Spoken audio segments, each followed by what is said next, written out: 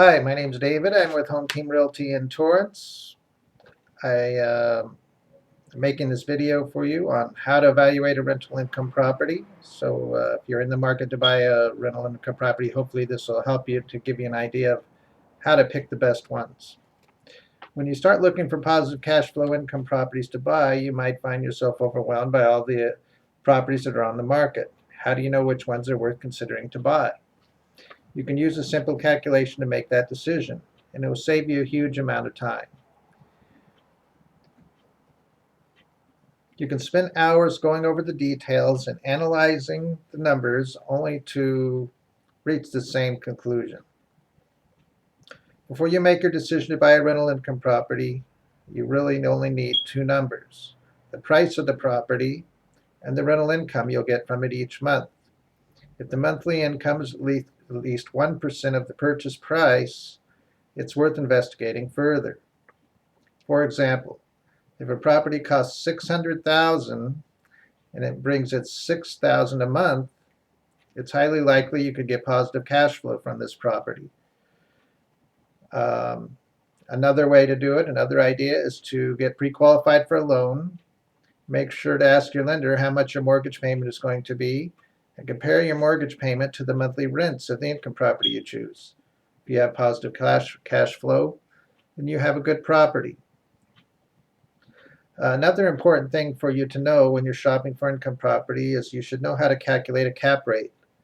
To calculate the cap rate, you take the annual net income. The annual net income is the income after expenses. It's the gross income after all expenses. So you take that annual net income, you divide it by the purchase price, and that gives you the cap rate. You can also shop by income properties by the cap rate. A good cap rate is 7 to 8%. And you want to keep note of this, that the better the area in general, the lower the cap rate. And the worse the area, the higher the cap rate. And that has to do with the market values. High-priced areas generally are going to give you a lower cap rate.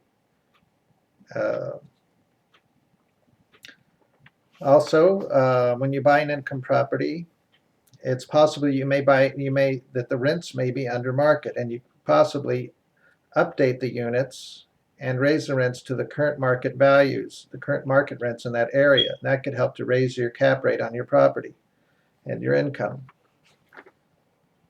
So once you've found a rental income property with cash flow potential, you still have lots of work to do to make sure it's a good property to buy. But by using this information, you won't waste time running numbers on properties that don't have much potential to be a good deal. Some other things to think about when you're buying an income property are: what is the condition inside the units? A landlord is responsible to do all the repairs on properties. And who are the tenants going to call? They're going to call the landlord or the maintenance company. So that money is going to come out of the landlord's pocket. So when you buy a property, you want to try to find one that's in the best possible condition. Otherwise, you're going to have to go through each one of the units, renovating all the units. Landlord's responsible to do all the repairs and prep the units as the tenants vacate. So as a tenant vacates, the landlord has to go in there and prep the unit. It means paint, clean, and do all the maintenance before the unit can be re-rented again. So a smart landlord wants to have very little downtime. They don't want to have vacant units because that would reduce the income.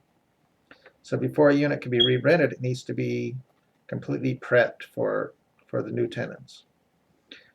So when you shop for a property, you want to look at a property that's been well maintained. How's the plumbing? There's other things to look at. How's the plumbing? How are the carpets? How's the paint? Generally, how's the whole condition of the whole building? How long has it been since the building's been painted? Painting a building can be very expensive. Okay. Also, when you become a landlord, you're going to need to keep a list of workers available, people that do carpet, painters, cleaners, plumbers. If you're going to manage your building yourself, you're going to need to have contacts with these people and maybe even shop for the ones that give the best prices to keep your expenses low. On the other hand, you could turn the whole property over to a management company and have them do it for you if you're comfortable with letting them, with putting out the money to do that. So also, when you buy an income property, you're going to need to consider termite work. Because if the seller isn't doing the termite work, you may have to pay for the termite work yourself. So you definitely want to get a termite inspection on that property. So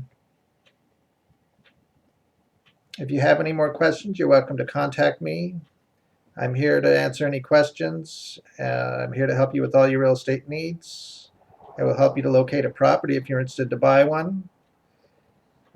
Please click on the link below the video and visit my website. There's lots of properties to choose from on my website, and I'd be happy to hear from you. My website is www.soldbylamontree.com. You can find it at the link below the video. I hope you enjoyed the video. Have a real nice day.